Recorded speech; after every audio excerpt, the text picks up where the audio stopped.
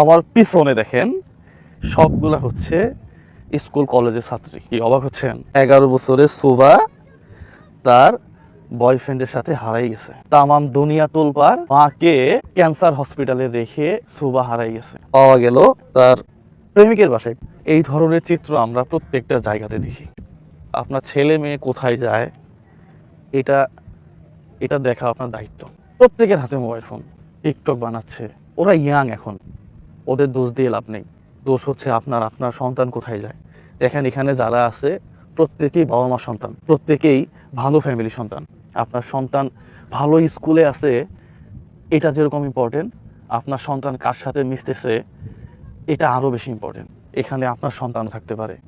আপনি যেই জায়গায় আপনার সন্তানকে পড়ালেখা করতে পাঠাইছেন সেখান থেকে আপনার সন্তানও আরেকজনের হাত ধরে এরকম সমুদ্রে বন জঙ্গলে ঘুরতে পারে। কিন্তু আপনি আর আমি বাবা মা টুপি মাথায় দিয়ে শুধু নামাজে যাই আর আসি, আল্লাহ আল্লাহ করি আর সন্তানের জন্য দোয়া করি। সবার হাতেই ফোন। আপনি মাঝে মাঝে ফোনগুলো চেক করেন, দেখেন আপনার সন্তান ঠিক পথে আছে নাকি উল্টায় গেছে।